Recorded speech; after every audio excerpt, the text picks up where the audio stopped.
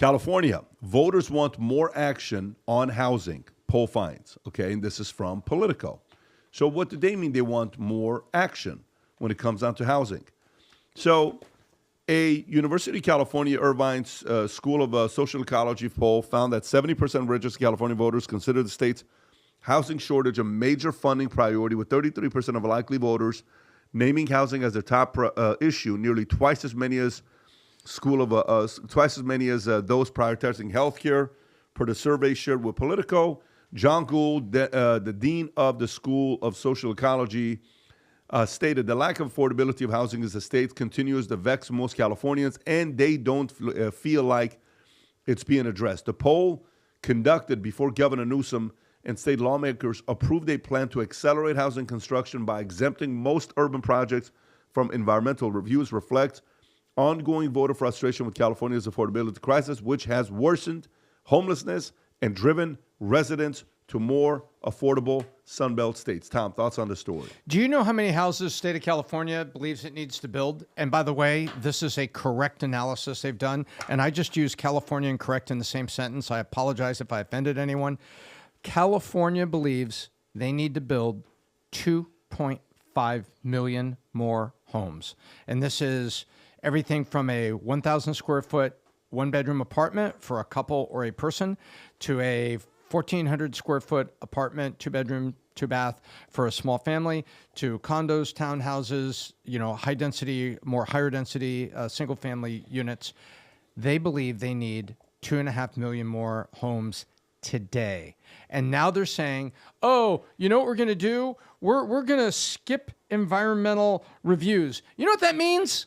That means they're going to stop having the phony inspectors that would go out to Palisades that said, we need to do a coastal environmental impact study before we can allow you to rebuild your home because we didn't want your home here on the coast in the first place.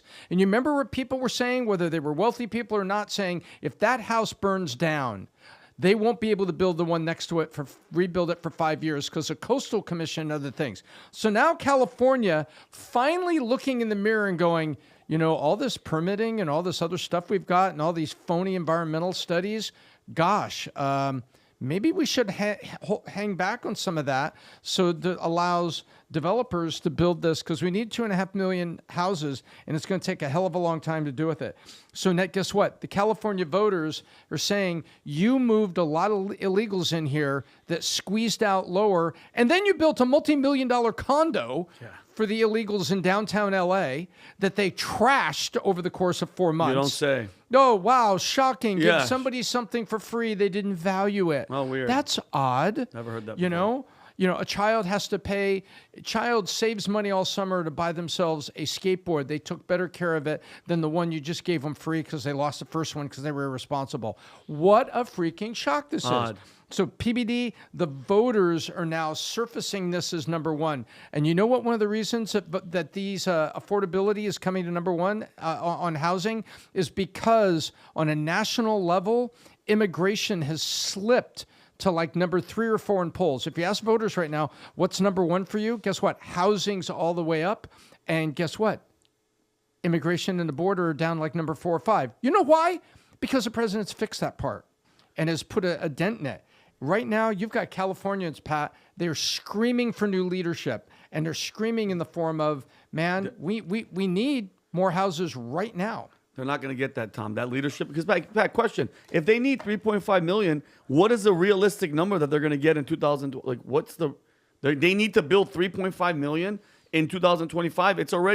We're already in how many months? No, the study is they need 2.5 right now. Then how's that going to happen? It's not. Magic? And that's why you have multiple families living in apartments and things like this. Do you know what all the fires that happened in California, Palisades? Roughly 16,000 homes and structures were burned down, okay? Of those, you know what percentage right now are living in RVs on their properties? What percentage are living in RVs in regular places? 70% right now, give or take. Of the money that came to them, do you know of all the 16,000 homes and structures, do you know how many have been rebuilt so far? 6. Out of 16,000? 6. And outside of that, you ready for the next one? Of the 6 that we're talking about? They are saying that if the homes are not rebuilt within 3 years, they're out. When it comes down to permits, this is the craziest number out of everything that we're talking about. When it comes down to permits, do you know how many people? Fires happen when, Rob? When was the exact date for fires? Can we find out when the exact fires were in California? It's been 5 months. It's been 6 months. When was the fires? January, I want to say, right? What was the exact dates that we were looking at this? It was, let's say, right before election is what it was, or right after election. January 31st. Okay, January 7th is when it started, and it was finally contained January 31st. Do you know what percentage of the people that have been wanting to rebuild their homes got permits? What percentage do you think have gotten permits? 2%. 14%. 86% have no permits. So you know how Newsom is going, I'm going to sue Fox News for $787 million. President Trump is, hey, brother, Mr. Newsom, Gavin Newsom, Governor Newsom, you realize all those homes that were burned, all the structures, everybody, only 14% have permits? Only 6 have been rebuilt? You realize a couple $2 billion was given to try. These are people that are living in RVs. You realize how embarrassing that is, how terrible? No one's talking about that. So you want to talk about building homes? 3.5 million of them? If of the homes that were burned, and we're only talking 16,000, watch this here. Adam, Vinny, Tom is saying that they need to build 2.5 million homes, right? Is what they need today. Is what they need. How capable is a state of accelerating the process of building 2.5 million homes when a fire happened in Palisades and 16,000 homes and structures were torn down, destroyed? Only 6 have been rebuilt, and only 14% have gotten permits. With that kind of a regulatory environment, how long do you think it's going to take California to be able to build those homes? Now, I mean, this state is in shambles. The speed of execution is insane. Trump at the top is moving like this. Boom, boom, boom, boom, boom, boom, boom, boom, boom. State of California is just keep trying to get to the next campaign to be on the limelight, where Tom says it best. I think Newsom is deep down inside worried because the Democrats have chosen Pritzker over him, because the moment he tried to show that he's a little bit more on the center, the moment he went there, they're like, the moment he went center, you know who he lost? He lost the left and the right, because he went to the center, had a bunch of these conservatives on his show to act like, yeah, you know, Democrats, we didn't mess up. And so Republicans are like, whoa, maybe he's being a little bit reasonable. The center's like, maybe he's being a little bit reasonable. And then he went, boom, back to the left. Guess what he said? The left can't trust you. The right can't trust you because it's all theatrics.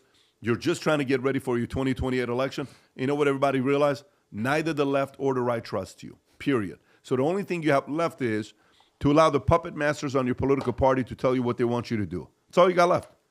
That's all you got left, because the amount of problems your state has and the speed of execution is so slow, people are not going to stay in your state. Adam, any thoughts on this before we go to the next story? I do. There was an article from Tuesday. I don't know if Rob could pull it. Do you have that article about the housing crisis in the major metros, Rob? Do you have that? I do. Okay, perfect. This was an article from Tuesday that actually I'm glad we're commenting on. That talks about how basically to live in America, it's become completely unaffordable in 47 of the 50 major metro areas. So when you're doing your monthly budget, which I encourage everybody to do, which is you take your income and you minus your expenses, and then you have your net savings each month. Hopefully you're saving that money. You're going to have a major problem doing that budget in one city in particular, and that city is, of course, LA. So what they say, general rule, when you're doing your housing costs, which is your biggest part of your budget, something called the 30% rule. Does it say that in the article by any chance? About how 30% of your monthly income should go towards housing. Here's the problem that you're going to run into. 47 of the 50 top metro areas, people are spending more than the 30%. The only cities that it costs less are Pittsburgh, Detroit, and St. Louis, which is basically hovering around 27 to 29%. But here's where it gets good. In New York, people are paying 67% of their total budget towards their housing. Okay, so that's more than double. In Boston, it's 64%, so a little bit less than double. LA, you ready for this? Make this make sense to me. 104% goes towards housing. You're supposed to be at 30, okay? Most cities nationwide are averaging 45%. So there's a 15% delta. In big cities like Boston and New York, you're at 66, 67%. In LA, you have to spend insane. 104% of your total budget on housing. How do you live? And by the way, that's How do you not live? because it's beautiful and there's the demand to live there. It's because there's a supply shortage. And just like toilet paper was $1 a roll at Costco during the early part of COVID, when all the shortage happened. Remember that, Adam? You people were going in there buying the big pack of toilet paper and it was very expensive. It's a supply shortage. It's not because they love the beach and the weather, or they love the regulatory environment, or the traffic, or the lack of jobs, or I'll stop with the list, or the high insurance, or no insurance. course. It's because there's no homes to buy. And those that are buying it are bid the price up, and that's where the value is. Well, everything's always a supply and demand problem, right? Obviously, you're right here, but they also have a math problem. It's just not adding up, and they have an affordability problem and a cost of living problem. LA, I continue to remind you, show me a good story that's coming out of California these days. I don't know. I'll wait. This is why I live in Florida. Once a year, we host an event called the Vault Conference. If you're somebody that either runs a business, you're a married couple, husband and wife, life's been kind of flatlining lately. There's not been too much things that are growing in ways, business, personal, financial, and you kind of want to call a timeout and get away and spend 4 days with 3,000 other couples and nearly 12,000 people in the same room together to strategize the future of your life with your kids, being intentional about it. I highly, highly recommend you attend the Vault Conference. It's the only conference you can go to where the attendees are comfortable talking about business, are comfortable talking about money, are comfortable talking about politics, are comfortable talking about family values, and no one cares. No one walks on eggshells. You go to some business conferences, oh, we can't talk about politics. We talk about everything. If that's appealing to you, do whatever you can to go to the Vault Conference. Here's a video I did with my patient. Here's a doctor sitting down as a therapist, sitting down with his patient, and guess who his patient is? Rob, go ahead and play the clip. Matthew, who's my next patient? Oh, this one's gonna be tough. Oh, I gotta take the jacket off for this one. Okay, so what's been happening lately? Oh, nothing positive. I'll tell you that, Doc. Just, work is crazy. My marriage is hanging on by a thread. I know we talked about that last time I was here. The kids are freaking screaming and yelling all the time. The business is bleeding cash. I can't breathe. So what do I do? Let me ask you a question. When's the last time you and your wife sat down and actually mapped out your next 5, 10, 15 moves, personal life and your business life? Never. The only thing we've ever mapped out was our Disneyland trip. Just like which rides to go on. That's one day though, but I'm talking like 5, 10, 15, 20 years from now. You guys have never done that? Never. Do you guys read books together? Do you spend a lot of time reading lately or no? Oh, I don't know about her, but the last thing I read was the back of a shampoo bottle while I was in the Yeah, it's not enough. bathroom. I know, but you should see the stuff that's in there. It's crazy. It's actually really interesting stuff, but I'm talking like life and business. No. Nothing. Nope. Okay. We don't have time. Does this sound familiar to you? Do you listen to anything he said and say, that's a little bit of me? When is the last time you and your wife took a time out, went away to a business conference to identify your next 5, 10, 15 moves? If you've never done that, we host a conference once a year called the Vault Conference from September 8th to the 11th. If you just watched this, you laughed a little bit, you giggled, but you said, that's kind of me. Get registered. I look forward to seeing you and your spouse September 8th through the 11th at the Gaylord Orlando. All right. Well There you done, go. team. Yes. Guys, go to thevaultconference.com. Go to thevaultconference.com. Get registered. Get yourself a ticket. If there's one thing I can tell you, since 21 years old, I've gone to 4 to 10 business conferences every year purely to recreate myself. Again, go to thevaultconference.com. Get yourself and your spouse a ticket. Let's spend 4 days to get in Orlando, September 8th through the 11th. Cannot wait to see you there. If you enjoyed this video, you want to watch more videos like this, click here. And if you want to watch the entire podcast, click here.